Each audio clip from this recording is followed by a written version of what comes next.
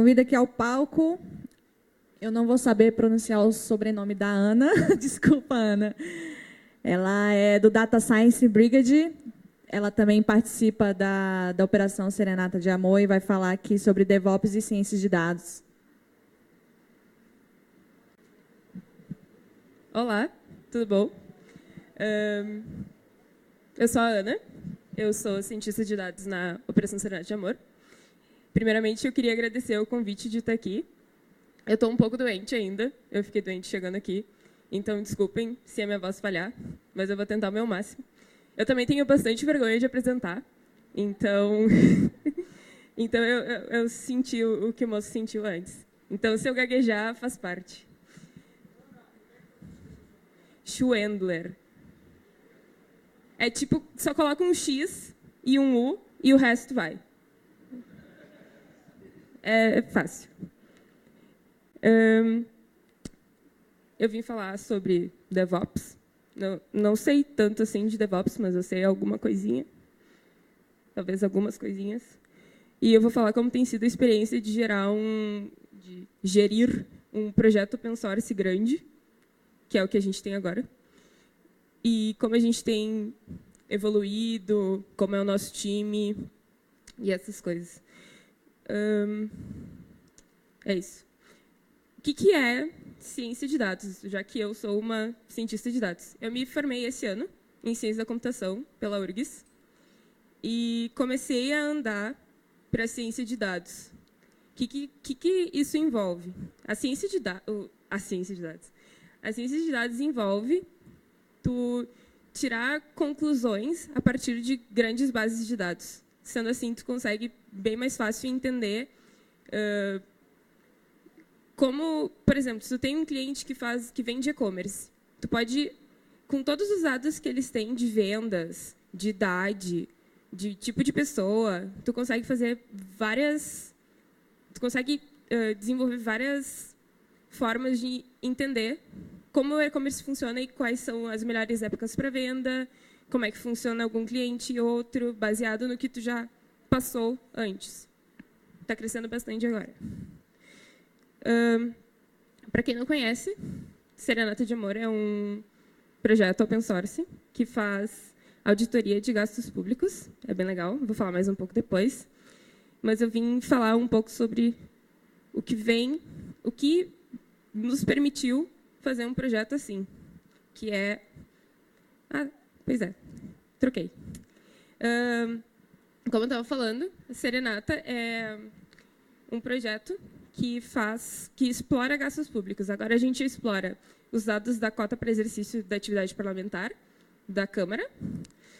E nós começamos como um projeto de fim de semana, porque a gente, na empresa que eu trabalhava, a gente tinha muito interesse em aprender ciência de dados, só que a gente não sabia que base que a gente podia usar para começar um estudo melhor. E daí era a época da eleição ano passado e tinha eleição ano passado e a gente começou a estudar tipo, o que a gente pode fazer para escolher melhor em quem votar. E daí a gente começou a olhar esses gastos e por fim a gente acabou gostando tanto de estudar aquilo e a gente desenvolveu métodos tão legais que a gente queria poder fazer aquilo todo o tempo. Então, a gente basicamente fez uma campanha de crowdfunding no Catarse, não sei se vocês conhecem, mas é uma plataforma de crowdfunding, para nos pagar por 3 meses. Então, a gente basicamente fechou a empresa para projetos e ficou fazendo só Serenata. Foi muito legal. Para conseguir dados, a gente precisa de transparência, que é uma coisa que tem crescido no Brasil bastante, que é abrir dados como forma de receber, da população poder descobrir como está sendo o gasto que a gente paga tipo de imposto todo ano e, querendo ou não, a gente vota nas pessoas que estão nos representando. Então, é uma forma da gente fiscalizar o que elas estão fazendo. É como se a gente contratasse essas pessoas para gerirem o país que a gente mora e, então, tipo, faz parte também saber o que eles estão gastando como se fosse meio que uma empresa normal, só que um governo. Uma coisa que eu sempre falo sobre transparência é que no governo, imagina, o Brasil tem tipo milhares e milhares de pessoas, bilhares de pessoas. É muito difícil gerir toda essa quantidade de dados sozinhos, tipo só, sei lá, 200, 300 pessoas que trabalhem com esses dados. A transparência é uma forma de receber ajuda externa. Então, e também é uma forma de aproximar o governo e a população. Por quê? Porque é necessário. Porque a gente é cidadão e porque a gente paga imposto. Então, tem que existir essa aproximação até para a gente entender como o país funciona. Por exemplo, eu não sabia nada, de leis, de nada, de política, nada. E agora eu tenho aprendido um pouco. E eu acho que isso é muito importante para todo mundo, porque a gente mora aqui, querendo ou não. Como eu falei antes, tipo, o que eu tenho a ver com isso? Eu não gostava disso também. Eu aprendi. E cada vez que tu vai aprendendo mais um pouquinho, tu entende como o país funciona e por que algumas decisões são tomadas. Talvez não sejam tanto quanto a gente espera, mas como elas são geridas, como é que funcionam votações e tal. Tá. E transparência, como eu falei antes, é uma forma de acompanhar como os gastos são feitos. Qual é o papel da tecnologia nisso? Os dados abertos nos permitiram começar estudos em ciência de dados. Como a gente usa a cota parlamentar, eu não sei se vocês sabem, mas é uma cota que todo mês todos os deputados e senadores têm para gastar com, por exemplo, comida, passagens e essas coisas. E é uma ótima base de dados para tu começar a entender sobre detecção de outlier. Quem não sabe o que é outlier é preço fora do padrão. E a gente começou a experimentar com essa base de dados e a gente conseguiu desenvolver um projeto muito legal. Então, dados abertos é importante para isso. Ele te permite experimentar e tu não fica tão engessado a um processo que a tua empresa tenha. Às vezes, por exemplo, tu é obrigado a usar alguma ferramenta que tu não gosta e então tu pode experimentar com outros dados que também são muito bons para isso. Para nós, basicamente, foi experimentação, valeu muito a pena. Agora, como nós chegamos até aqui? O nosso time não é só de pessoal de tecnologia, a gente tem jornalista, a gente tem pessoa de marketing, a gente tem comunicação, a gente tem uma designer. E isso foi o que conseguiu fazer com que a gente conseguisse o crowdfunding, que a gente conseguisse toda a exposição. Não sei se vocês sabem, mas a gente tem uma exposição um pouquinho grande. A gente saiu no Fantástico domingo passado. E então é importante tu não ficar fechado só ao mundo da tecnologia. Como o Guto falou antes, que eu consegui assistir a apresentação dele, é muito importante tu se comunicar com as outras pessoas, não ficar fechado ao mundo da tecnologia, porque às vezes as hipóteses que tu tem sobre a tecnologia que tu faz seriam muito mais interessantes quando tu escuta pessoas de outras áreas. É muito importante. Além do nosso core team, a gente tem um grupo no Telegram com mais de 130 voluntários, que eu vou mostrar a foto depois, que nos ajudam e colaboram com a gente. Então, a gente assume que a gente não sabe tudo, e a gente realmente não sabe, a gente sabe um pouco. E quando a gente não sabe, a gente está muito aberto a pedir ajuda. E isso é muito importante também. Tu não pode se fechar do tipo, não, eu vou fazer isso aqui assim, porque é assim que funciona e deu. Não, conversem com as outras pessoas. A melhor solução pode estar no vizinho do lado. Então, é importante. Todas as decisões que a gente toma são em time. O que isso quer dizer? Às vezes, a gente quer falar sobre... Quando a gente explora os dados, a gente encontra uma hipótese e a gente quer falar sobre ela. Por exemplo, essa hipótese de preço fora do padrão. A gente queria escrever um texto sobre isso, mas a gente não sabia como escrever e talvez a primeira versão que a gente escrevesse não ficasse tão boa para liberar. Então, o que a gente faz? A gente larga no Slack e deixa para todo o time revisar antes de liberar. E isso é para todas as coisas. Até nossos reviews de pull request no GitHub, nunca a pessoa que criou o PR é a pessoa que vai mergear esse PR. Existe uma revisão em pares. Tudo é em par. E se a gente tem dúvida, a gente pede para uma terceira pessoa revisar. A gente nunca deixa tomar decisão por impulso ou alguma coisa assim. Isso é bem importante. Eu sei que nas empresas, geralmente tem um prazo, mas às vezes tu está entregando uma coisa que não é a melhor por estar tomando decisões precipitadas. Então, a decisão em time é bem importante. Como eu falei antes, nosso time tem cientista de dados, jornalista, comunicação, tudo que pode imaginar. Esse é o nosso time. O primeiro da esquerda em cima é o Írio, ele que concebeu o projeto, que veio com a ideia dos dados, depois de fazer um curso. A pessoa do lado, ele é administrador, é o Leandro. Ali no meio é a Jéssica Temporal. Ela veio um pouco depois, quase no final, da primeira campanha de crowdfunding do Catarse. Ela é cientista de dados. A quarta pessoa é a Yazodara Córdova. Ela é do Calango, não sei, vocês devem conhecer ela. Ela é nossa mentora. Ela tem nos ajudado a decidir caminhos a trilhar. Isso é muito importante, porque a gente quer fazer 1000 coisas, mas a gente não tem um time tão grande para fazer 1000 coisas. Então, isso também é importante, ter um foco, um objetivo, o time alinhado. Aquela última pessoa é a Tatiana Balachova, a russa. Ela faz comunicação, todos os nossos posts passam por ela, ela manja muito. A pessoa aqui de baixo da segunda linha é o Bruno, ele é marketing, ele sabe tudo sobre essas coisas, ele é muito bom. A pessoa do lado é o Eduardo Kuducos, ele é um programador com mestrado em sociologia e PhD também. Então, ele é uma parte mais que faz o grupo andar. Ele é uma pessoa totalmente... Ele entende as pessoas e ele ajuda a manter o nosso grupo alinhado, mais ou menos. Então, é bom ter uma pessoa que sabe de sociologia. Do lado tem o Cabral, Felipe Cabral, que é administrador também. Agora ele está aprendendo mais a programar. Também é muito importante. Ele ajuda também a gente a manter as pessoas, todo mundo em paz, em alinhado.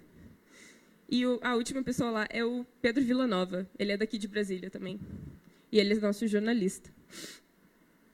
Como eu falei antes, a gente tem mais de 630 voluntários no grupo do Telegram que nos ajudam pra caramba. E um pouquinho de como a gente trabalha. A gente tem reuniões diárias, 9 da manhã. Hoje eu não participei, porque eu estava aqui. Mas, geralmente, a gente fala sobre as tarefas que a gente fez no dia anterior e o plano para esse dia. Talvez seja uma sequência do dia anterior, mas é importante todo o time saber o que está acontecendo, mesmo que seja repetido. É mais interessante até para a colaboração. Então, é bem importante.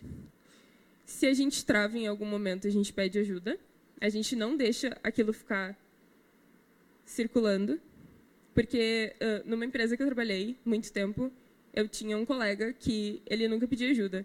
E quando a gente via, a gente estava com a entrega toda atrasada por causa dele. Então, peçam ajuda.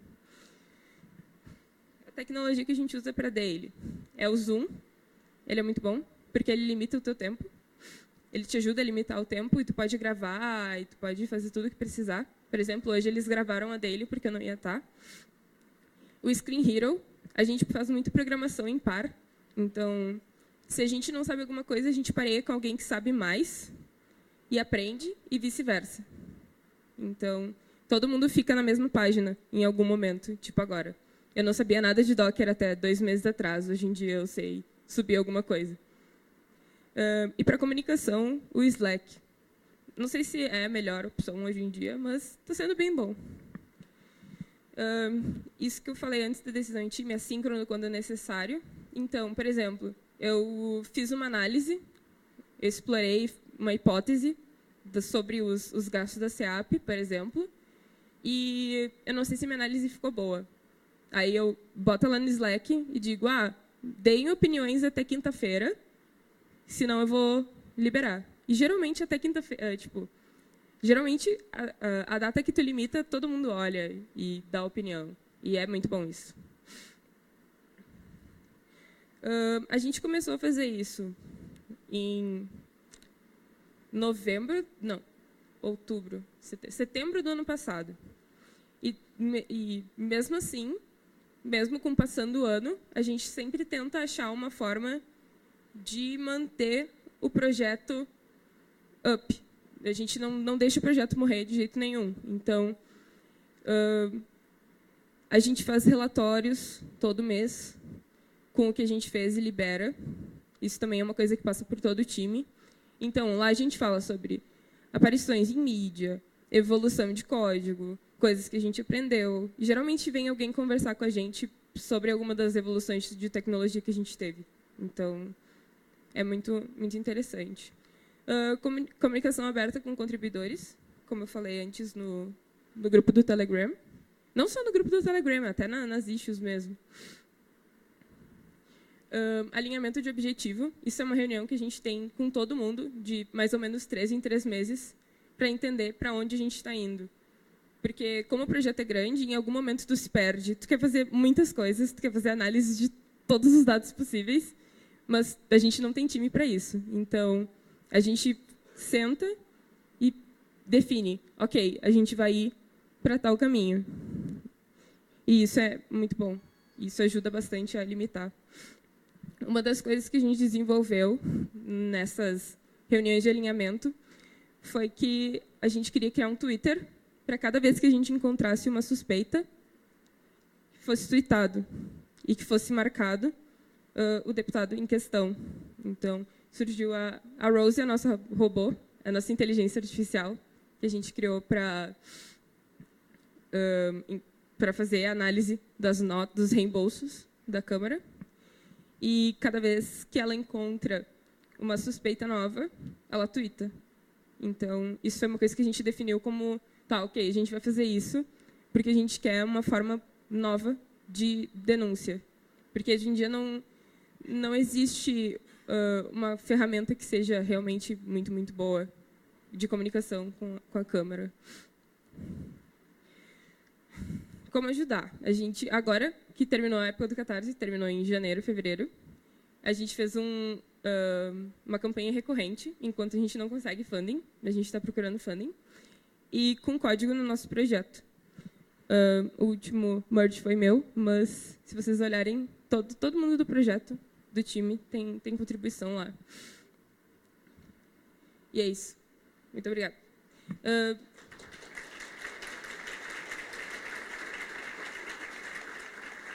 Eu não sei se eu passei do tempo ou não, mas é isso. Vocês querem perguntar? Tem tempo para pergunta. Tem.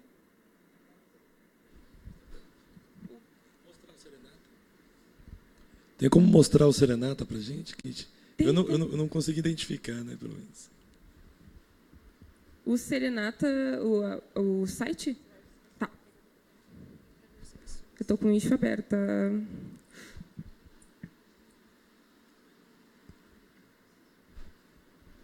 Aqui. Esse é o nosso site. É serenatadeamor.org. Aí tem todos os nossos resultados, explica um pouco. Aqui tem o link para o Twitter. Como eu falei antes, a gente publica alguns textos falando sobre dados abertos, sobre coisas que a gente encontrou, nossos relatórios no Medium. Aqui. A gente fala sobre coisas que aconteceram também no meio do caminho, tipo a emenda, que foi votada não, né? Sobre por que a gente precisa falar de cota parlamentar. Mês passado foi Hacktoberfest, a gente abriu issues para Hacktoberfest, para quem quisesse contribuir. A gente fala sobre tecnologia também, sobre deploy automatizado, sobre assuntos do momento, tipo fake news. O que mais? Aqui tem um Explore falando um pouquinho mais dos resultados, sobre coisas que a gente encontrou. Aqui tem as perguntas, que são coisas que a gente viu no meio do caminho que a gente precisava responder. Então, a gente tem já um canal para isso. E sobre... aqui tem o badge para apoiar o projeto, que está no Apoia-se também, que é o link que eu mostrei antes.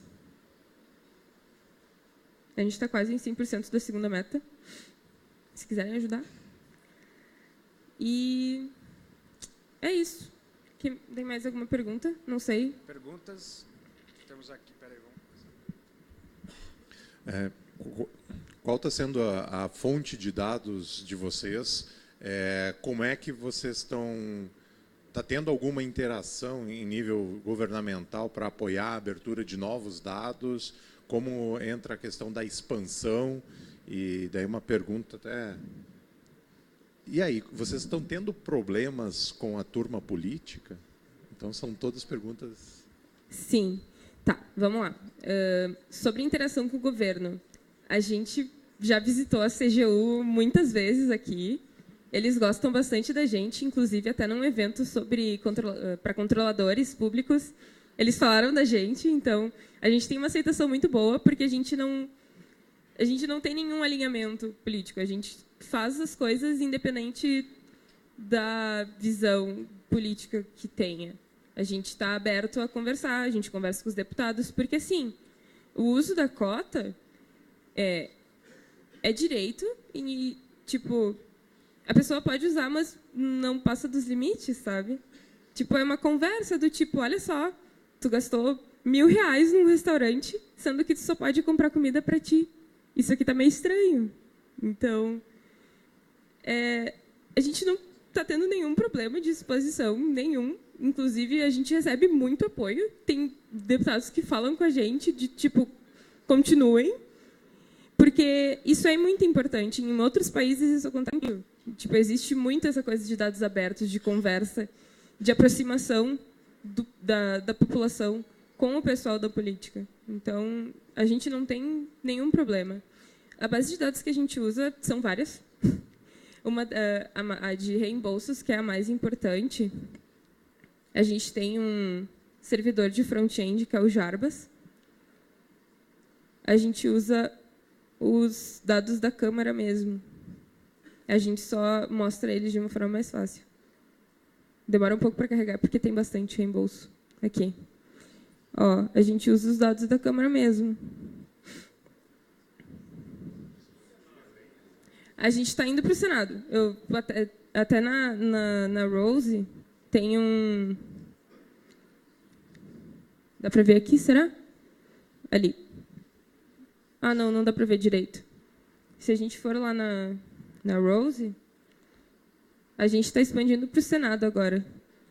É aquilo que eu falei de objetivos. A gente quer ir para o Senado, a gente quer ir para municípios, a gente quer ir para estados, mas a gente precisa de um foco, porque se a gente sair fazendo tudo, a gente não termina nada. E, são os dados da SEAP. Ficou ok? Não sei, mais ou menos? Ok. Eu gostaria de saber como que vocês têm usado o Docker, né? Eu vi que vocês dockerizaram bastante. Vocês subiram uma infraestrutura em que possa haver processamento paralelo, as pessoas possam subir sua imagem Docker e estar contribuindo com o Rose, ou está utilizando somente para poder unificar o ambiente de desenvolvimento em que todo mundo tem acesso à mesma forma de desenvolver? O Docker, para nós, é uma forma, além de ajudar com a contribuição, porque ele sobe tudo do zero e não tem que ficar controlando versão, e tem todos aqueles problemas de, tipo, se tu tem local, aí se tu tem uma versão diferente já não roda. A gente usa o Docker para isso também. Mas a gente está usando o Docker também para produção, com o Celery combinado, para subir para os reembolsos para produção também. A gente usa Docker. A gente usa Docker para quase tudo agora, na verdade. Foi um processo difícil, porque ninguém conhecia muito Docker, só o Irio, mais ou menos. Então, a gente tem aprendido, mas Docker, além de unificar para nós, está servindo como facilitador de trazer pessoas para o projeto. Docker está sendo muito bom para a gente. Ficou mais ou menos? Não sei se eu respondi bem o que tu queria. Isto.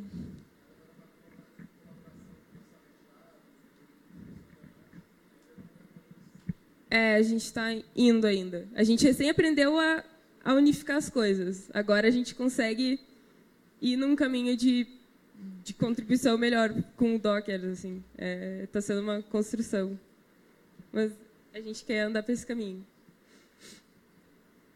Oi. Bom dia, sou Daniel Rocha, Banco do Brasil. Primeiramente, parabéns pela iniciativa. A TI mostrando realmente que pode contribuir mais com o país e com a sociedade. Reforçando um pouco o que o colega falou ali, a gente sabe que ali no Congresso, eu sou aqui de Brasília, nascido e criado em Brasília, infelizmente convivo com o pessoal que está ali, e a gente sabe que a grande maioria está ali mais para tirar o nosso dinheiro. Então, assim, a minha pergunta você disse que muitas pessoas são adeptas, gostam, mas eu tenho certeza que você está incomodando muita gente. Eu acho que a minha palavra é mais de incentivo, porque realmente a gente precisa disso, a gente tem que apoiar esse tipo de iniciativa para que você consiga expandir, que a gente entre nesse universo, que a gente possa dar nossa contribuição e que a gente esteja preparado, inclusive, para andar com o colete à prova de bala, porque os caras são bandidos mesmo, entendeu? E, assim, parabéns mais uma vez pela iniciativa e espero que a gente possa contribuir. Com certeza, eu já vou entrar ali na comunidade e vou tentar dar o meu melhor também para poder ajudar. Parabéns. Isso é uma coisa interessante. Mesmo não sendo da área de tecnologia, dá para entrar no grupo do Telegram para dar ideia. Então, a gente gosta bastante de ideia de pessoal. A gente tem jornalista, a gente tem pessoal de design. Por exemplo, o Jarbas, como eu mostrei antes, ele não tem a UX mais bonita que vocês já viram na vida, mas ele é bem simples, mas ele faz o que a gente pretende. Então, ele serve, mas a gente aceita a contribuição de quem quer ajudar com UX, por exemplo. Hoje em dia está bem fraquinho, mas vai melhorar. Aos pouquinhos a gente está indo. Ana, Oi. Inicialmente, parabéns pelo projeto, né? São iniciativas dessa que a gente precisa para o nosso país, né? Como o colega comentou lá, a classe política não é muito confiável. Queria saber se vocês, dentro desse projeto, têm alguma iniciativa para o momento agora da eleição de 2018. Vocês estão trabalhando com alguma questão de dados para relacionar? Uma coisa que é muito importante nesse sistema proporcional de escolha de deputados é a gente saber, se a gente votar no candidato A, quem serão levados caso a quantidade de votos seja superior, e aquela questão do sistema proporcional. O que vocês têm trabalhado em relação a isso? Assim, a gente tem vários planos para a próxima eleição, que a gente vai começar a falar um pouquinho mais em janeiro, mas a gente já está se preparando desde setembro. O Írio, que eu mostrei antes, ele foi no final de setembro, ele foi na Google News Lab, em Mountain View, para falar sobre isso. Então, a gente está procurando como é que a gente pode ajudar a entender o processo de... Por exemplo, tem um candidato e como esse candidato ele trabalha, por exemplo, do tipo, ele é candidato a deputado, mas ele tem uma empresa em São Paulo que é de publicidade e propaganda, e aí ele tem tipo as suas áreas de interesse. Então a gente começa tá bem cru ainda essa ideia, mas é mais ou menos isso, assim, tipo, a gente começa a entender os interesses de cada candidato e o que ele propõe de acordo com isso. E tem mais alguns outros projetos que a gente está andando, mas acho que janeiro vai ser a melhor época para a gente conseguir liberar direitinho. A gente está recém na fase de concepção. Ana, primeiramente, parabéns pelo projeto. Minha dúvida é mais assim, o que vocês usam de tecnologia por trás? Assim, vocês pegam os dados da Câmara E armazenam aonde? Eu sei que vocês usam o Jupyter para fazer o notebook, a análise, mas como é que é o pipeline de vocês? Vocês fazem a análise e como é que vocês botam para rodar isso, para, sei lá, para a Rose ficar tweetando? Eu imagino que ela tem que estar toda hora verificando esses reembolsos, esses arquivos. Então é isso, o que vocês usam de tecnologia e como é que é o pipeline de vocês de colocar as coisas rodando em produção. Para quem, se alguém não entendeu antes, a gente trabalha com hipóteses. Por exemplo, tempo entre refeições, do tipo, tu está em Brasília e está tendo por exemplo, tu está em Brasília às 11 horas e meio-dia tem uma refeição no Rio de Janeiro. Isso é meio estranho, porque o tempo de voo é muito maior que isso. Então, a gente tem hipóteses. E o que a gente faz? A gente cria um estudo com o Jupyter Notebook. Deixa eu ver se eu acho aqui a Travelet Speeds.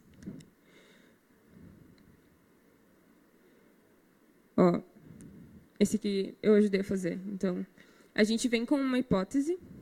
Vamos aqui. A gente vem com uma hipótese e a gente estuda com os reembolsos. A gente faz um pré-estudo. Aí, quando a gente tem um código bom o suficiente com o Jupyter, a gente cria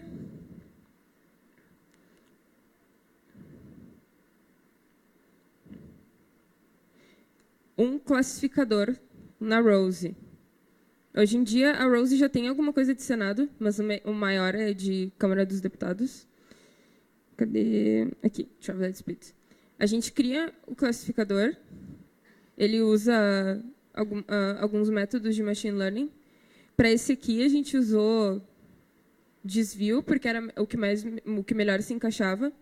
Mas, durante o estudo, a gente testou a Isolation Forest, que esse eu tenho certeza que foi o que sugeri. Deixa eu ver se eu acho aqui. Aqui. A Isolation Forest, a gente usou Local Outlier Factor.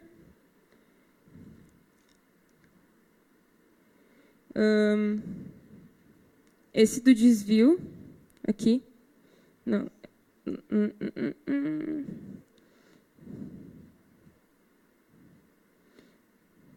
Não sei onde vou. Bom, quando a gente quer fazer uma coisa ao vivo, a gente sempre se perde, né? Mas, enfim. Aqui, Standard Deviation. A gente comparou os métodos, alguns métodos de machine learning, e, por fim, a gente acabou ficando com desvio, que foi o que representou melhores resultados, assim. E quando a gente está bem firme com uma hipótese, a gente cria o classificador. Até agora a gente tem 6 classificadores bem consolidados. A gente está aumentando agora, que a gente conseguiu fazer OCR das notas. Que mais? Daí, depois que a gente faz isso, a gente tem uma ferramenta. A gente sempre faz pequenos projetos, porque fica mais fácil de gerenciar o pipeline.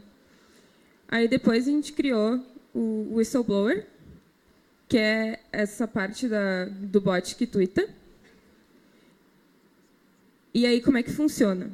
A gente, para twittar, a gente está usando uma máquina na DigitalOcean, porque eles nos ofereceram ajuda com infra.